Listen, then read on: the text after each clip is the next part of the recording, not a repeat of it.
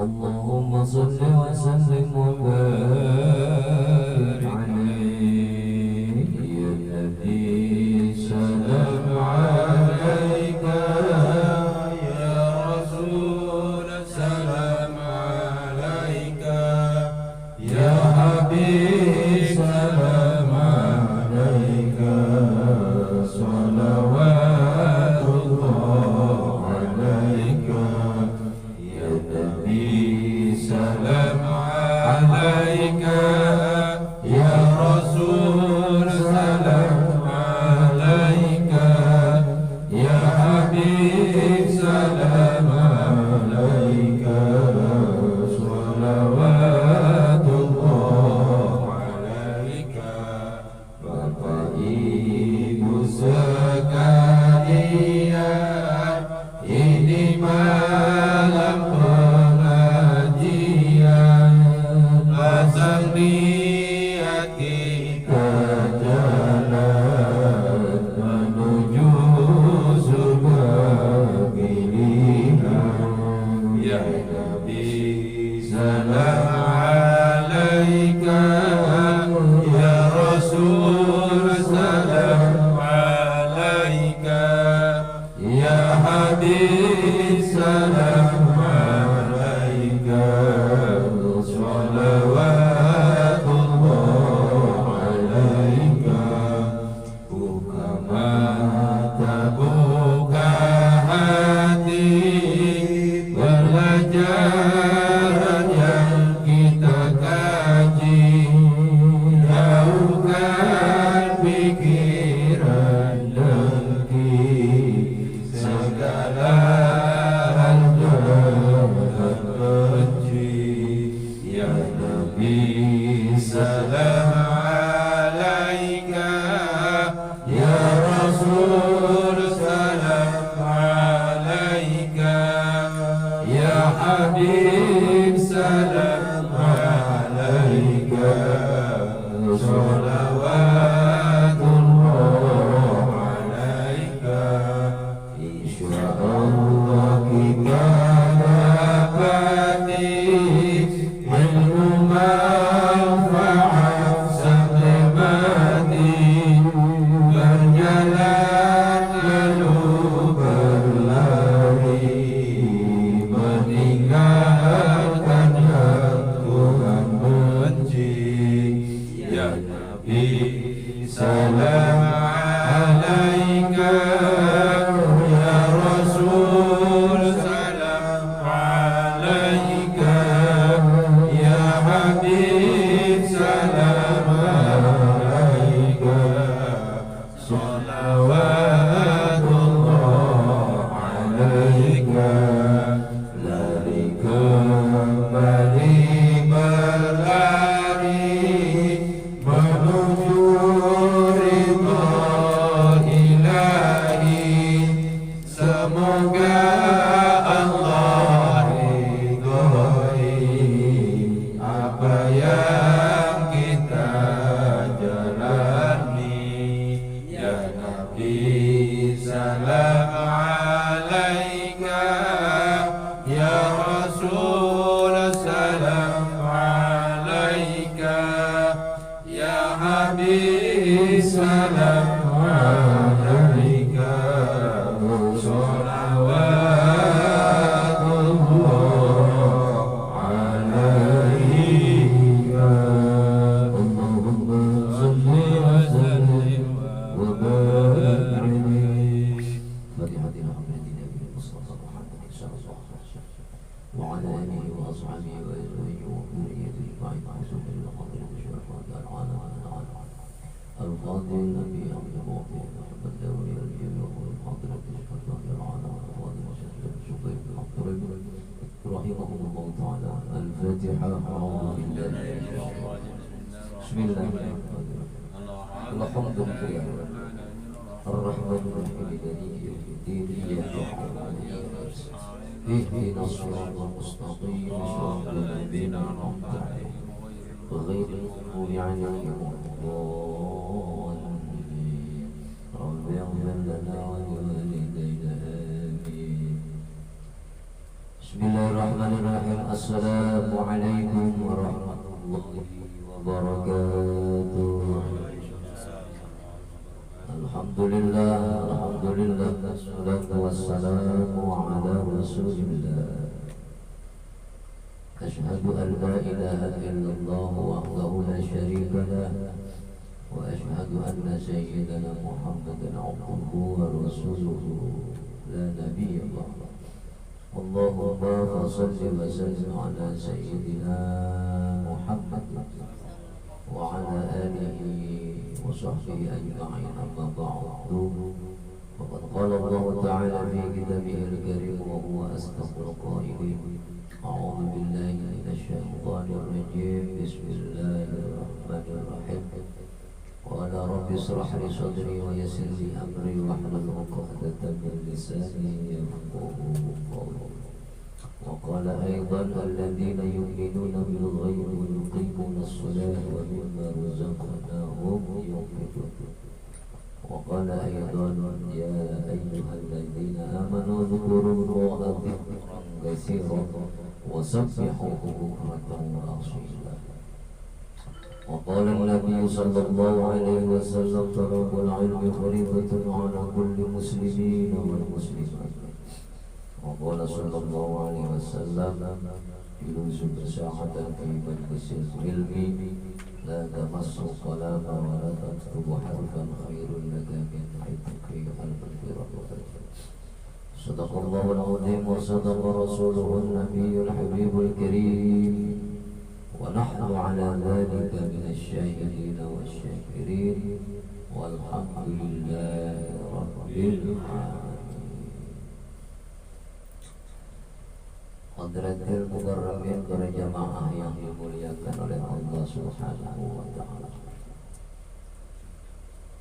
Alhamdulillah, sampai malam hari ini, detik ini kita masih diberikan kekuatan iman dan Islam kita, dan diberikan kesehatan jasmani rohani kita, sehingga kita masih dapat melangkahkan kaki kita menuju ke majelis taklim Rasulullah SAW dengan tujuan talabul ilm.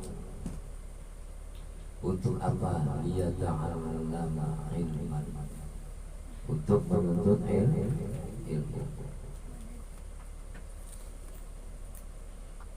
Tiada kata, tiada ucap yang paling indah selain kita sama-sama mengucapkan rasa syukur kita kehadirat Allah Subhanahu wa ta'ala yang begitu banyak memberikan nikmat kepada kita berupa nikmat kehidupan Islam, nikmat sehat jasmani dan rohani, nikmat panjang umur yang barokah, nikmat sakinah rumah tangga kita, mawaddah rumah tangga kita, warahmah rumah tangga kita, hingga Allah berikan putra dan putri yang saleh dan salihah.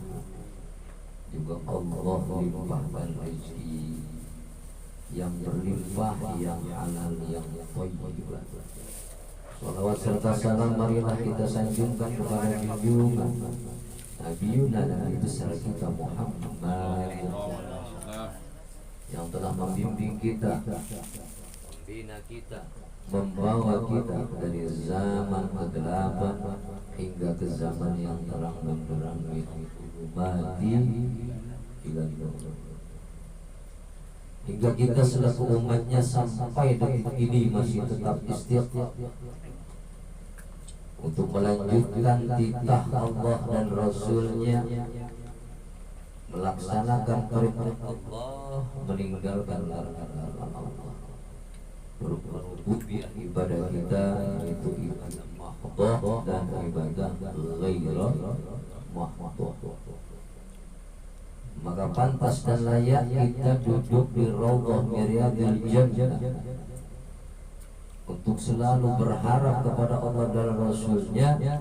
Kelak nanti di akhirat kita akan bersama Allah dan Rasulnya dengan catatan ikhlas ridha karena Allah Subhanahu wa ta'ala. Salawat serta salam yang telah kita sanjungkan kepada Nabi Muhammad sallallahu alaihi wasallam bukan hanya di dunia namun sampai ke akhirat kelak kita sebagai umatnya menjadi saksi bahwa kita adalah hamba Allah umat Muhammad yang selalu mengikuti perintah Allah dan meninggalkan larangan-larangan Allah. Untuk itu kewajiban kita selaku makhluk hingga kelak menjadi hamba Allah dengan meraih ridha Allah, melaksanakan perintah Allah, karena kita sadar bahwa kita diciptakan adalah kehendak Allah dengan tujuan kita untuk selalu beribadah kepada Allah Subhanahu wa ta'ala. Sebagaimana Allah berfirman, "Wa ma khalaqtul jinna wal insa illa liya'budun." Kata Allah, dan tidaklah aku ciptakan jin dan manusia melainkan hanya untuk ibadah kepada rububiyah. Ibadah kita alhamdulillah sudah mencapai 20, hampir 25 tahun kita selalu bersama di majelis taklim Rasulullah sallallahu alaihi wasallam, mengikuti jejak langkah mursyid kita Al-Mafullah Mbah Habib Ahmad Husain bin Abdullah bin Umar bin Abdul Rahman bin Syekh Muhammad bin Syekh Muhammad Hidratullah Al-Asghar Syekh Syarif Hidayatullah, untuk mendawamkan istiqamah sampai akhir hayat kita nanti, untuk selalu mengucapkan kalimat thayyibah, kalimat la ilaha illallah Muhammadur Rasulullah.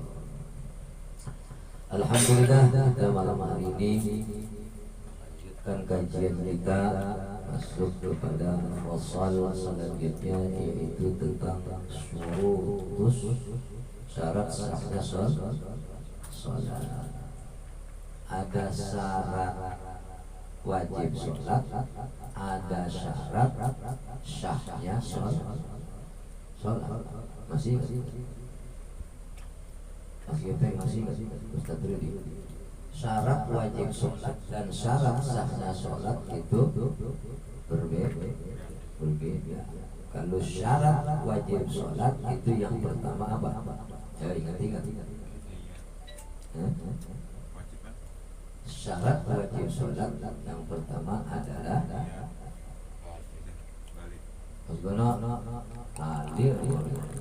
syarat wajib sholat yang pertama adalah Islam. Maka gak wajib kalau orang kafir mendirikan sholat. Yang kedua adalah, ayo ingat, baligh. Yang ketiga apa? Akhir, artinya berakal. Maka tidaklah wajib orang mendirikan sholat manakala tiga perkara tersebut tidak ada di diri orang tersebut, karena itu wajibnya sholat. Nah, sekarang kita menempuh mengkaji tentang syarat sahnya sholat. Syarat sahnya. Qala al-mu'allif rahimahullahu ta'ala wa nafa'ana bihi wa bi 'ulumihi fid dharain amin amin ya rabbal alamin. Faslun utawi iki iku ono fasal suwiji. Syurutus sholati utawi piro-piro syarat sahih sholat iku zamaniyatun wolu. Jadi syarat sahih sholat mana wol? Ada 8. Taharatul hadasaini utawi kawitane syarat sahih sholat iku suci saking hadas loro, suci dari 2 hadas. wa taharatu anin najasati lan kaping done suci saking najis sekondi fisaubi ing dalam pakaianane wal badani lan badane wal makani lan panggonane wasatrul aurati lan syarat sahih salat kang kaping 3 yaiku nutupi aurat wastiqbalul qiblati lan syarat sahih salat kang kaping 4 iku ngadep kiblat wa dukhulul waqti lan syarat sahih salat kang kaping 5 iku melebune waktu artine waktu salat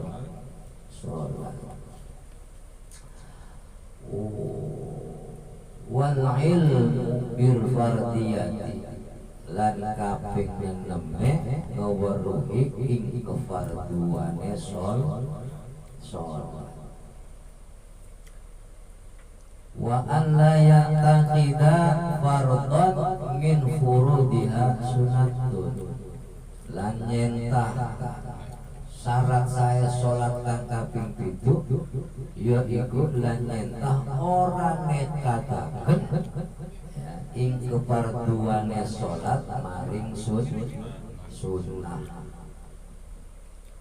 wajatinabun mubtilati lan kaping 8 ngadohi saka kang batalake salat.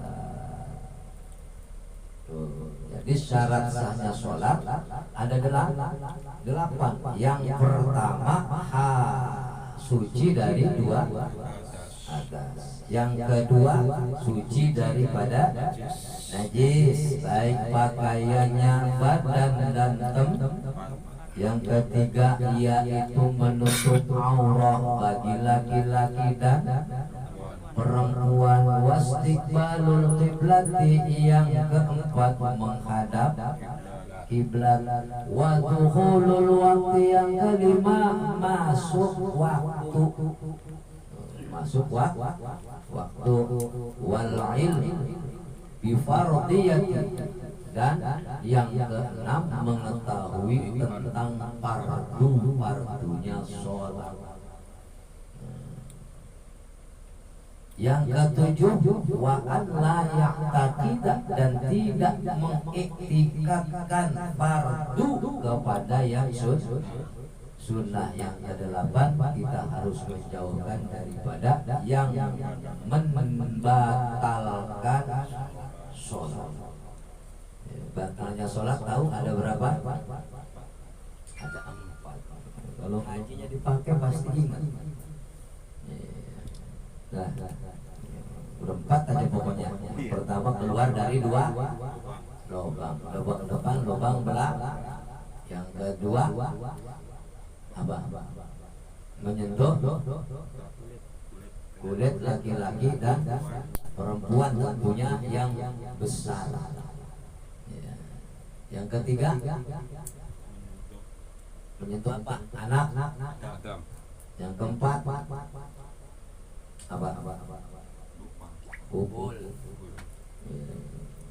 Intinya kita harus memahami tentang kaifiyah dan syarat sholat, syarat sahnya sholat dan syarat rukunnya sholat.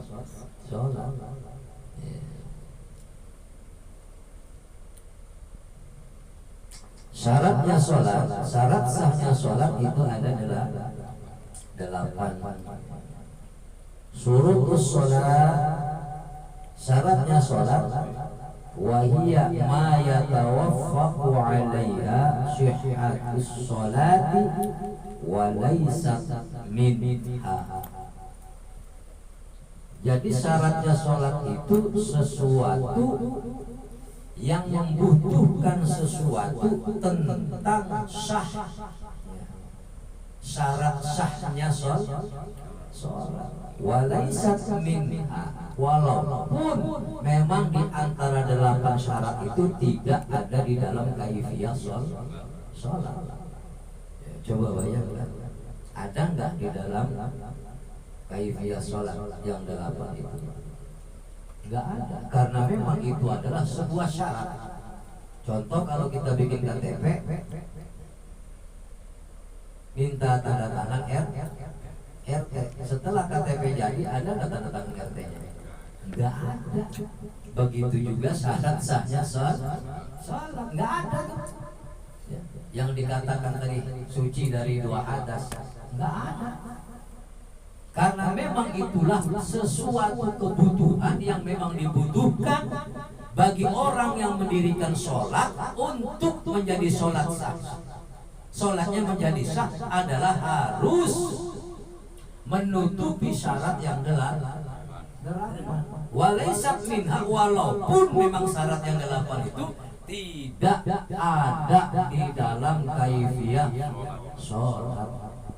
Ya, sementara kalau wajibnya sholat itu Islam balik akhir. Maka kalau kita ingin tahu ciri-ciri orang yang nggak sholat, ya, orang yang nggak mau sholat umur udah 10, 20, 30 sampai 50 tahun nggak sholat, berarti dia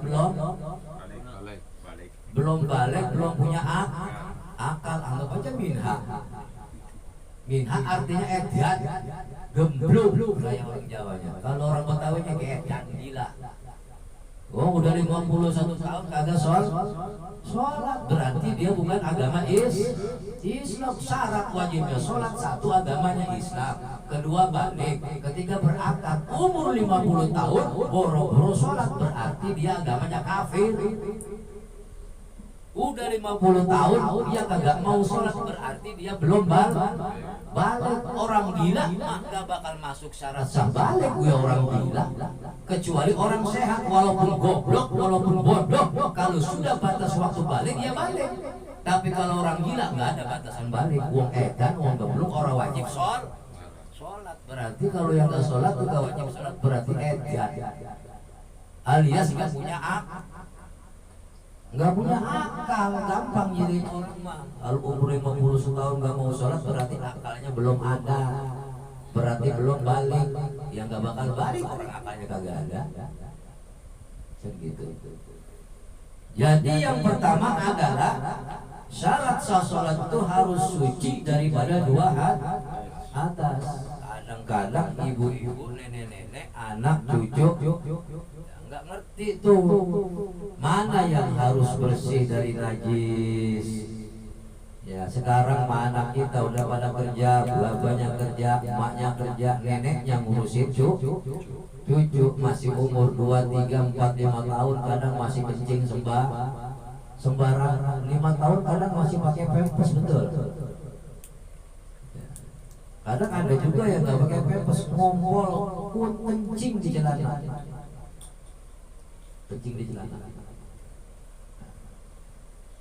Terus dicucinya dicampurin. Sekarang mah musim atau sudah zaman modern. Jadi dicucinya dicampurin. Nggak tahu tuh kalau airnya nggak cukup 2 main campurin aja, punya engkongnya, punya buah-buahnya, campurin tuh, ada air, ada pakaian yang terkena najis, cemplungin. Paling tuh yang namanya mesin cuci berapa liter, betul nggak? Udah aja dibersihin, bersih memang kelihatan bersih, tapi nggak hilang dari najis. Maka kita harus waspada. Kalau anak kecil bisa cuci dulu, bersihin, punya babanya bersih. Biar apa? Biar pakai apa bisa hilang suci daripada najis. Artinya ketika kita akan mendirikan sholat itu harus suci dari hadas kecil dan hadas. Itu sudah sering, udah paham dah. Yang namanya hadas kecil berarti harus dilaksanakan dengan cara berwudu supaya kita boleh mendirikan sholat. sholat. Ada hadas besar, artinya kita harus melaksanakan dengan cara mandi agar kita bisa dan boleh sah mendirikan sholat. Itu aja gampang.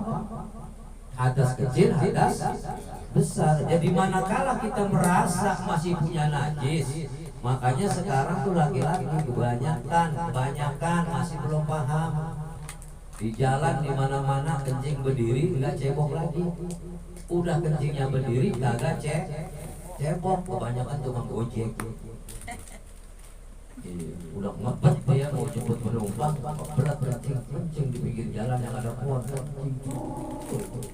Celananya dari gulung. Udah nyiplak ke celana. Dia kagak cebok. Ya artinya udah kebaca. Yang begitu tuh berarti orang yang nggak pernah sholat. Artinya dia nggak tahu syarat sahnya sholat. Nah yang seperti itu kalau mau sholat berarti wajib untuk bersuci melalui berwudu.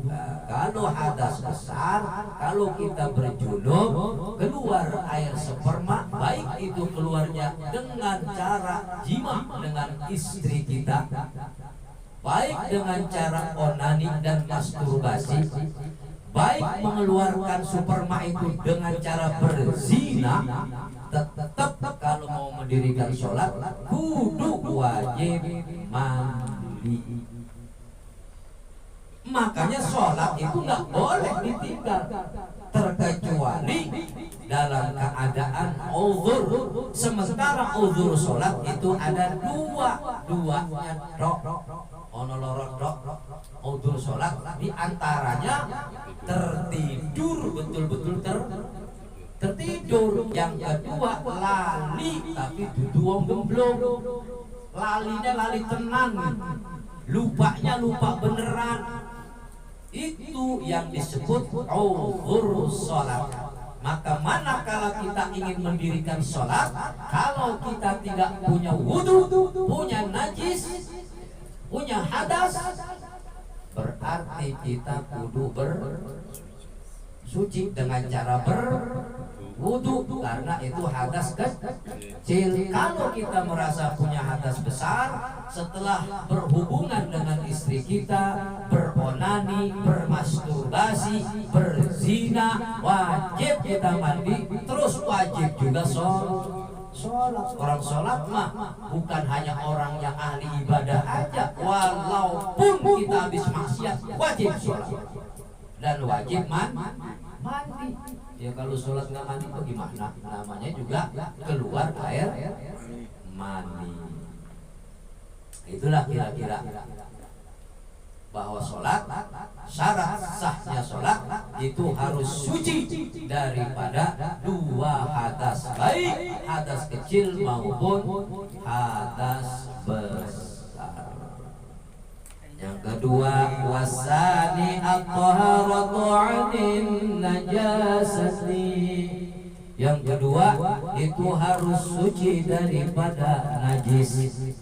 Walaupun najis itu terbagi-bagi banyak, ada najis mughalladhah, ada najis mukhaffafah, ada najis mutawassithah, ada najis ya, empat.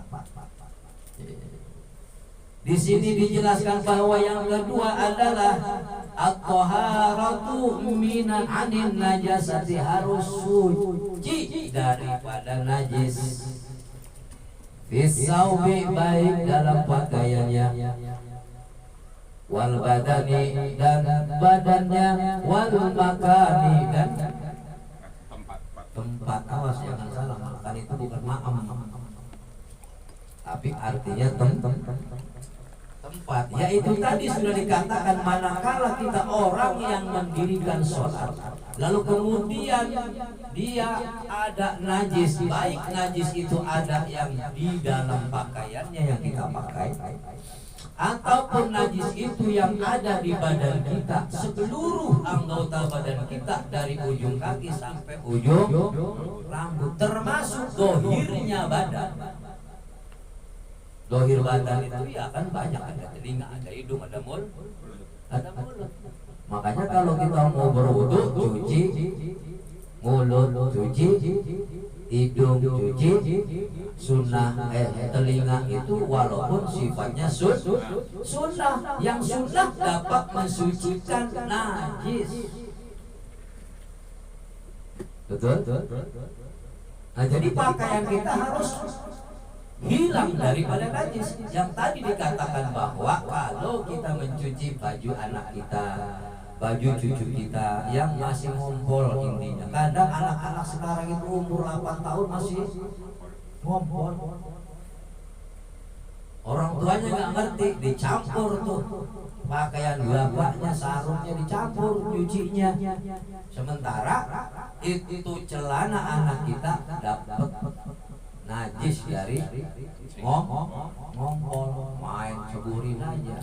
Seharusnya disucikan dulu satu-satu, cuci dulu tuh yang kena ompol, cuci dulu punya babaknya. Setelah bersih baru dicampur, karena air yang di dalam mesin cuci tidak cukup 2 bulan najis. Bersih secara zahir tapi masih mengandung najis. Awas, hati-hati. Nenek yang udah dapat tugas kedua daripada tugas ngomong anaknya, sekarang ngomong cucunya, yang ketiga ngomong babaknya seumur hidup. Bener itu? Ya kalau babanya masih hidup, Umi Uti masih ngomong babanya, sekarang masih nimpalin lagi sakit lakinya. Itu di situ tuh kesempatan kita menghapus dosa laki. Ikhlas nimpalin laki-laki sakit, nimpalin ya tainya mencret, ya dong mencret aman. Giliran tainya ikan, alhamdulillah, ngacak-ngacak tainya kan. Syukurin aja dah. Kalau kita mungkin banyak dosa, banyak salah laki, dihapus dosanya sama Allah. Berkat apa? Ngahidmat ngurusin laki, ngurusin cucu masih mending. Capek-capek juga keringetan tiap bulan dapat gaji, walaupun kadang gerundel, ya buat capek-capek gaji cuma cepet. Yang pertama najis apa? Suci pakaiannya. Wal badani, yang kedua yaitu suci badannya, seluruh anggota badan kita. Dari ujung kaki sampai ujung kepala badan kita harus suci, karena itu termasuk syarat sahnya sholat. Suci dari apa? Termasuk seluruh anggota badan kita. Tuh badan kudu suci. Aisyamili lidakhili anfu au famu au ain. Suci apanya? Iya itu suci hidungnya, suci mulutnya, suci ainnya, yaitu matanya. Orang dulu kalau ngobatin mata, nenek kita kalau kita sakit mata lagi kecil berekan, beleknya nempel mata bisa ngemelek. Diobatinnya pakai apa? Air kencing. Selain dijilat juga sama air kencing. Padahal mah air kencing itu najis ya. Tapi kok emang manjur dulu mah air kencing nenek kita itu manjur. Coba air kencing sekarang, nenek-nenek sekarang udah beda, udah jarang, udah pakai. Dulu lagi zaman masih ada klinik. Kalau sekarang kan zamannya zaman puskesmas, dokter 24 jam, kliniknya cuma ditulis doang, orang udah jarang ngomong klinik. Kalau dulu sakit tuh mau ke klinik yuk. Kalau sekarang bawanya kemana? Ke 24 jam atau ke puskesmas. Klinik udah hilang. Maka sistem pengobatan mata yang sakit belekannya rapat, mata nggak bisa melek, udah hilang pakai air kencing. Yang ada pakai apa? 24 jam puskesmas dan rumah sakit. Kalau masih mau pakai silakan aja, kalau nggak beli mah kencing nenek-nenek buat obat mata. Padahal itu najis, bertentangan kan dengan apa? Dengan ilmu kedokteran. Mana ada dokter ngobatin orang sakit mata sama air kencing dokter? Nggak ada. Jadi intinya harus bersih mulut kita, harus bersih hidung kita, harus bersih mata kita. Itu badan. Selain daripada seluruh anggota badan kita, di antara sela-sela hidung kita ini maka disunahkan yaitu mencuci, menghisap tuh. Jadi jangan cuma cepok-cepok tapi dihisap dikit keluarin lagi. Ya, terus kumur-kumur, maksudnya supaya apa? Yang bekas makanan itu keluar hingga ketika kita takbiratul ihram baca Fatihah tidak terganggu, tidak terhalang dengan makanan yang tersisa di dalam mulut kita. Mata kita juga sama. Ada ngelihat yang bahenol nerkom lagi nyupir, Ustaz duduk di samping sebelah kanan ada bahenol nerkom titit. Mata kita kudu dicuci dibersihin. Atau bangun tidur mata kita masih belekan, ya kudu dicuci kalau mau sholat. Lebih bagus kita mandi, suci badannya. Wal makani, dan suci tempatnya. Ya, suci tempatnya daripada apa? Daripada najis. Yang dimaksud fisaubi itu adalah pakaian yang kita pakai. Pakaian yang kita pakai harus suci daripada najis. Min kulli mahmulin lahu wa illam yataharraku biharakati wa mulaqi lidzalika. Jadi pakaian yang kita pakai itu harus suci. Karena akan menyebabkan batal apabila yang pakaian yang kita pakai itu terkena najis. Walaupun kita naik turun ruku sujud itu najis nggak jatuh, tetap itu namanya pakaian kita kena najis. Bahkan apalagi kalau si najis itu menyentuh ke badan kita, jangankan seluruh badan, iya kan? Hidung, mulut, bahkan mata harus bersih. Wal makani, dan tempatnya juga harus bersih. Yaitu apa? Mayulaki syai'am min badani au malbusi.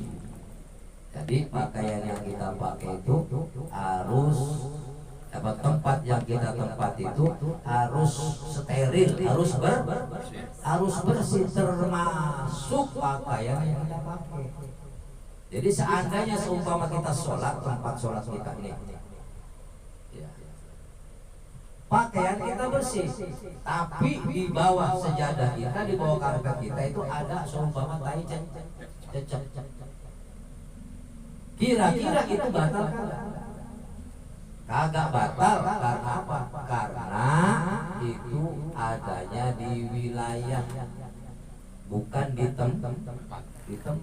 Wilayah itu sumpah wilayah Cengkareng Timur, tempatnya di Dongkelan. Seumpama ketika kita sujud, di bawah depan sujud kita itu ada apa? Ada tai cecek.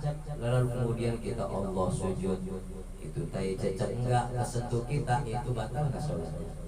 Enggak. Ditamsilkan, ya, diumpamakan kalau seumpama kita lagi mensolati jenazah penuh, enggak ada tempat, lah di luar kita pakai sendal. Syaratnya supaya kita bisa mendirikan sholat atau mensolati jenazah, itu sendal kita dibuka dan kita nangkring di atas sendalnya. Jangan dipakai sendalnya, kalau sudah dipakai berarti ada najis. Jadi syaratnya itu kita berdiri di atas sendal, itu baru tidak najis, tidak terkena najis, dan boleh sah juga sholatnya atau mensolati jenazahnya. Yang keberapa itu? Yang kedua, yang pertama ya adalah suci dari dua azas. Yang kedua suci dari najis. Yang ketiga wasalisu syakrul aurati. Yang ketiga yaitu nutupi aurat, aurat laki-laki. laki, aurat perempuan tentunya berbeda. Bijiril hiro yumna'u ru'yata launil basyarati.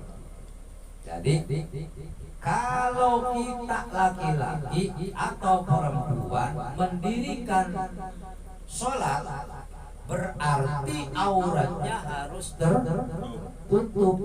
Artinya ketika kita mendirikan sholat harus ada badan kita ini hijabnya, tutupnya. Kalau zaman perang dulu kan nggak ada sarung, bisa juga dengan karung goni. Yang penting dia bisa menutupi warna kulit. Sekarang juga kalau memang darurat bisa aja kalau kita lagi kemana-mana badan kotor mandi, terus kemudian pakaian semua kotor.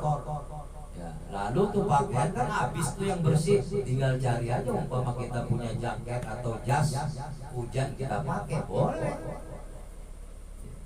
Kalau memang dalam keadaan darurat, yang terpenting adalah aurat kita tertutup dan auratnya seorang laki-laki itu perbatasannya antara pusar dan lutut.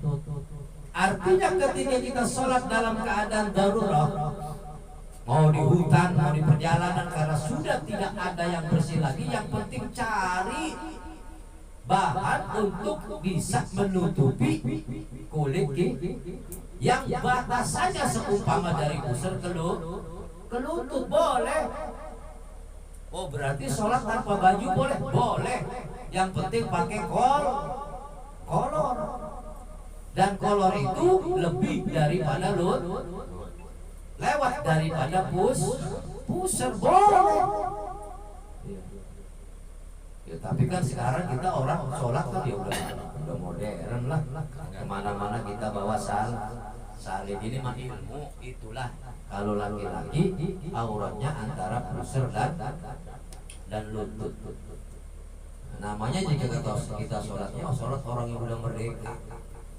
Terus ada lagi gimana kalau seumpama kita sholat nggak pakai sarung tapi pakai celana. Nah celana kita ini bolong. Kebanyakan laki-laki adalah ahli hisab, bukan ahli hisab, ahli ngerokok kretek, jisam suwe. Kadang-kadang tuh abu bikin suwe celana jadi bol, tuh abu bikin suwe gamis jadi bol, tuh celana abu bikin suwe jadi sarung bolong. Nah laki-laki kalau kita sholatnya pakai celana, kalau seumpama di celana kita itu ada yang bolong, lantas yang bolong itu di atas lutut, kira-kira batal apa tidak sholatnya?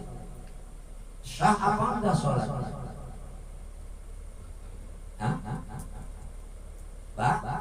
Batal, artinya enggak sah sholat. Kenapa batal? Kenapa kelihatan auratnya? Iya, bolongnya di mana? Di atas lutut. Karena bolongnya di atas lutut. Bagaimana kalau seumpama bolongnya di bawah lutut? Di betis, sah nggak sholatnya? Sah karena bawah aurat. Karena perbatasan aurat laki-laki antara pusar dan lutut. Nggak apa-apa kalau di bawah lutut mah bolong, tapi kalau di atas dengkul, di paha itu kudu ditutup, disumbat. Makanya kita kalau mau sholat pakai celana periksa dulu ada yang bolong nggak nih. Kalau umpama bolong beli Handiplas, tambal dulu supaya apa? Warna kulit kita tertutup. Walaupun bolongnya sebesar jarum, memang secara kasat mata kita nggak bisa lihat, tapi Allah Maha lihat. Hati-hati itu. Jadi ikhtiar kita untuk kehati-hatian bagi orang yang gemar udut, gemar merokok, ahli hisab, mau pakai celana, mau pakai sarung, kudu waspada. Bisa tetap selalu meriksa celana atau sarung. Kadang juga kita sholat pakai kaos doang. Ketika kita sujud, ruku, kemudian sujud, ini di belakang kita, di bokong kita ini antara perbatasan pantat kita, di kempol kanan tangan, kanan kirinya. Ini kan di bawah segitiga bermudanya ini kan nyemplong bolong. Nah, kalau itu kelihatan nggak sah sholatnya. Berarti kalau kita pakai kaos harus lebih dari pantat. Kalau seumpama nggak ada kaos ya kita minimal harus tutup dulu pakai daun apa, pakai tutupan. Yang penting tidak terlihat auratnya. Adapun auranya perempuan itu seluruh anggota badan terkecuali telapak dan wajah. Ini telapak tangan. Maka kalau seumpama perempuan ketika sholat itu kakinya terlihat, berarti ia batal sholatnya. Jadi kalau kaki kita ini kalau perempuan harus waspada, kalau kebuka harus cepat ditutup.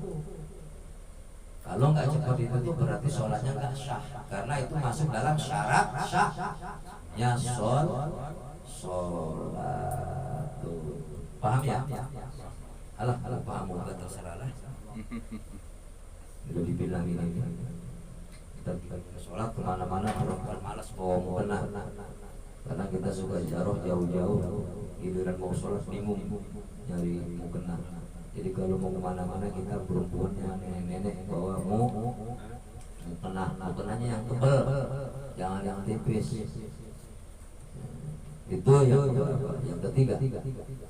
Warabi'u istiqbalul qiblat. Yang keempat adalah menghadap kiblat. Jadi menghadap kiblat itu artinya kita menghadap ke barat. Kalau ada orang sholat kemudian dia nggak tahu kiblatnya, tahu-tahu dia ngadep ketan, tanya dulu, bang kok sholatnya ngadep ketan? Kalau saya mah yakinnya ke sono, jangan ditanya lagi. Karena sudah zonniknya, ya. Jadi keyakinan dia itu madhab kiblat, udah madhab kiblat. Ini yang sering terjadi pada kalau nanya ini ngadep ke alor apa ketan ini. Dari makbarohnya yang Abi kan, itu perasaan bukan kiblat. Abi juga merasakan perasaan apa sih gitu, gimana ya? Padahal itu kiblat, menghadap kiblat. Ainiha yaqinan fil qurbi. Jadi menghadap kiblat itu bagi orang yang memang dekat dan bisa melihat zatnya Ka'bah, itu kita harus wajib menghadap Ka'bah. Makanya kalau di Masjidil Haram, orang yang pergi haji dan umroh, orang yang melaksanakan sholat 5 waktu, fardu 5 waktu, semua menghadap kiblat, mustaqbilal kiblat di Makkahul Mukarramah, di Masjidil Haram, sholatnya keliling menghadap kiblat. Tapi kalau di sini, bagaimana kita mau tarik benang, langsung melihat zat Ka'bahnya yang nggak mungkin, jauh. Naik pesawat aja 9 jam. Kalau jalan kaki bisa tahunan, naik motor bisa bulanan. Naik pesawat 9 jam. Ya, artinya kita nggak bisa sholat langsung menghadap zatnya Ka'bah. Nah, bagaimana caranya? Itu adalah kiblat bagi orang yang dekat dengan Ka'bah. Wajib dia sholatnya menghadap zatnya Ka'bah. Artinya kita melihat Ka'bah. Kalau di sini melihatnya apa? Sujud sejadah. Kadang-kadang sejadah nggak dilihatin terus, kok ada kucing lewat, iltifat berdiri.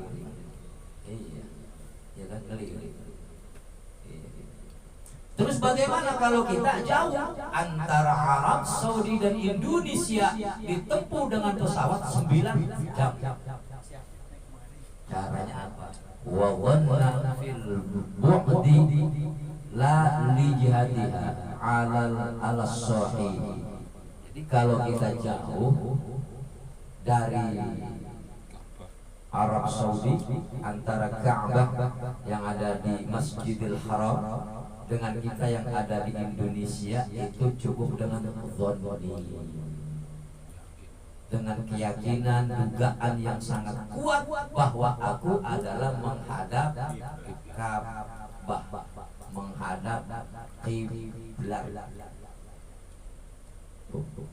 Terus bagaimana kalau seumpama kita dalam posisi di hutan yang nggak tahu mana alor ngidul ngentang kulon, nggak tahu, sementara mau melihat matahari tertutup oleh pepohonan, ya sudah, nih dugaan yang baik saja. Yang penting kita yakin bahwa kita sholat dalam posisi mustaqbilal kiblat. Oh, kalau mau menghadap Ka'bah aja di Istiqlal juga belum tentu bisa. Istiqlal luasnya berapa ratus meter, sementara Ka'bah di Arab Saudi itu 10 meter lebarnya.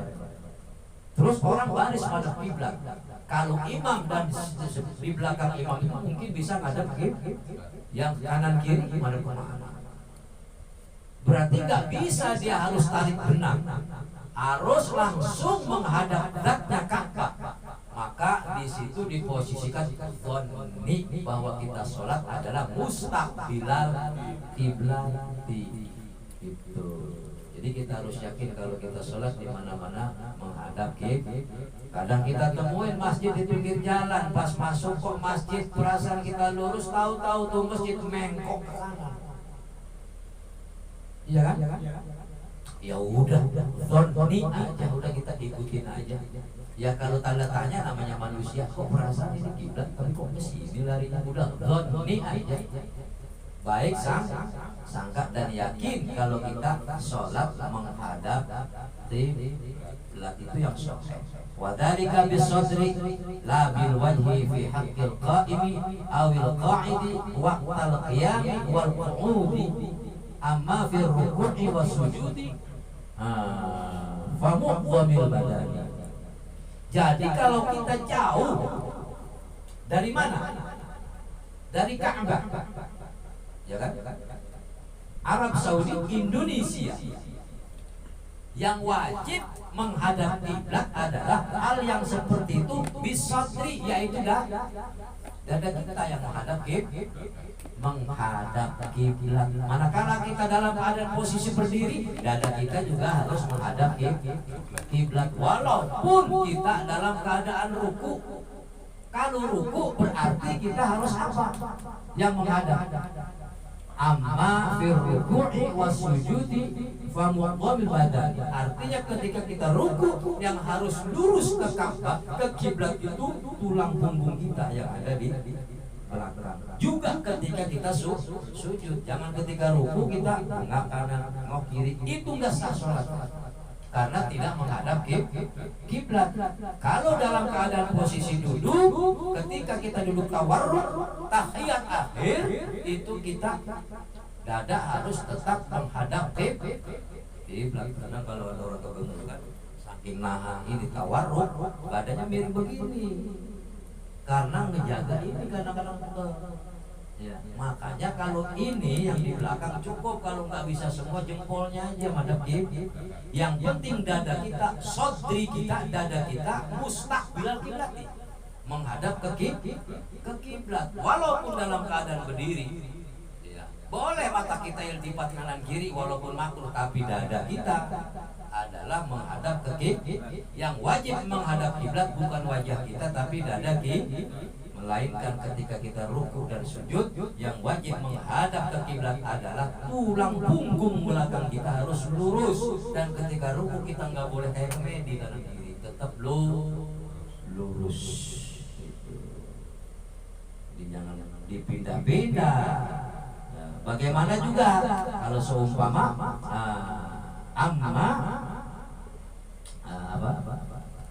ketika kita sholatnya di datika fi ketika kita sholatnya itu ruku dan sujud itu badan kita menghadap ke kiblat, yang wajib menghadap kiblat adalah apanya tadi? Tulang punggungnya. Amal mudqayyi fayajibu bil wajhi. Bagaimana kalau sholatnya berbaring tiduran dalam posisi miring? Itu yang wajib menghadap adalah wajahnya, Jadi kalau kita miring tuh, ya kan? Karena kadang-kadang posisi miring kan kita nggak bisa lurus banget. Yang wajib adalah wajahnya yang menghadap ke kiblat. Kalau kita celentang berarti kita palanya adanya di wetan menghadap kiblat, sambil diganjel diangkat sedikit biar pala kita menghadap ke kiblat. Tuh. Wes pokoknya kalau kemana-mana kita nggak tahu arah-arah. Sekarang kan walaupun ada kompas belum tentu benernya kompas itu. Kalau HP-nya kebanyakan video lemot. Jadi ketika pakai kompas kita mau udah bener kan kiblat disuruh ngetan kadang-kadang mau kompas. Gitu. Jadi doni pakai doni udah gitu ya. Yang penting kita doninya kiblat ya sudah sah sholat kita menghadap kiblat. Yang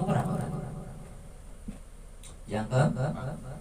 Yang kelima wal khamisu dukhulul waqti, yaitu masuknya waktu, ai ma'rifatu dukhulil yaqinan au dhann.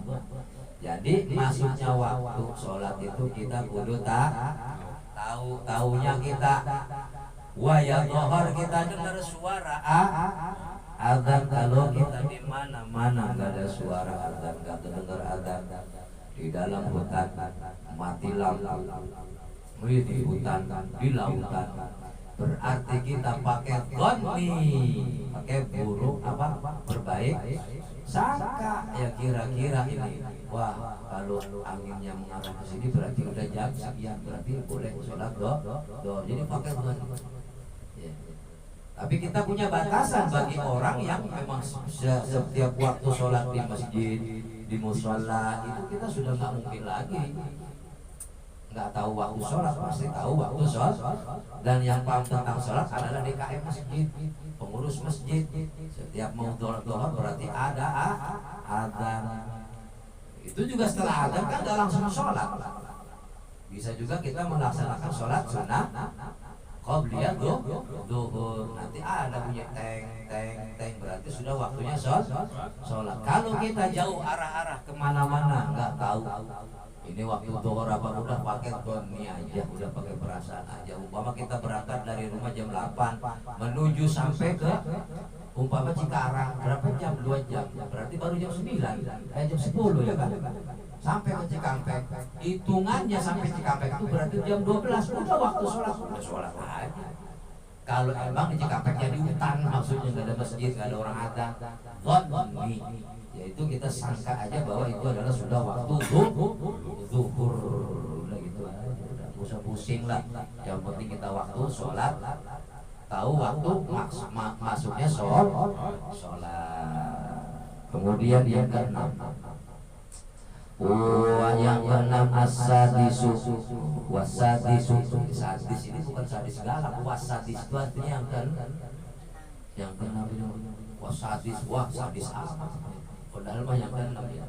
Wasadisu al-ilmu bi fardiyatiha, mengetahui tentang kefarduan-fardunya sholat. Ya kudu tahu syarat saja rukunnya sholat, yaitu ada 8. Belum lagi syarat wajibnya sholat, terutama Islam balik akhir. Kemudian syarat rukunnya sholat berapa? 17. Kita kudu tahu. Makanya kalau kita jadi imam kagak tahu itu, jangan mau jadi imam. Ini mau pengen jadi imam, yang penting gua ngerti kalau sholat zuhur 4 rakaat, asar 4 rakaat, maghrib 3 rakaat, isya 4 rakaat, subuh 2 rakaat. Yang penting hafal doa gun, bisa Fatihah, baca surat. Dia nggak ngerti, nggak taunya ada yang fardunya. Betul. Jadi yang keenam tadi apa? Yang keenam barusan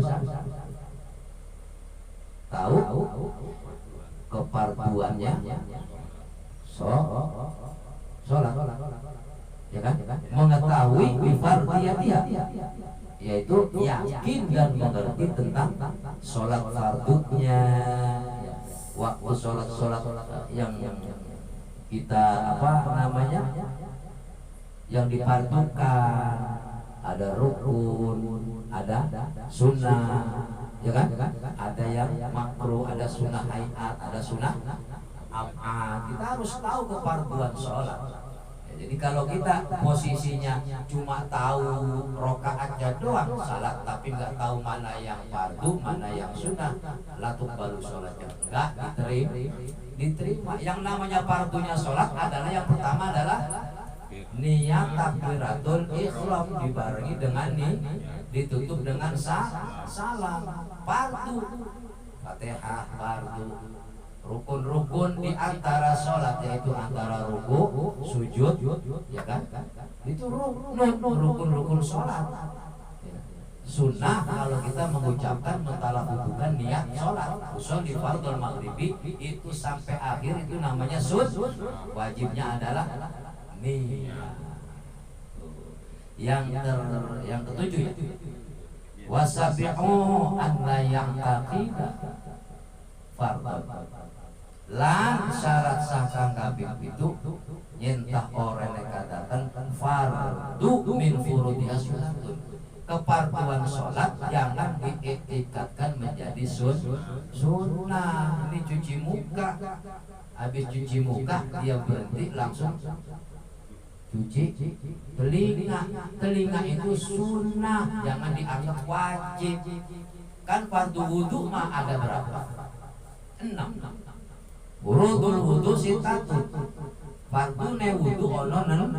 Yang pertama nih, yang kedua membasuh, mencuci muka, yang ketiga mencuci 2 tangan sampai 2 siku, yang keempat mencuci 2 kaki sampai ke 2 mata, yang keenam yaitu tartib. Jadi wajah ini adalah wajib.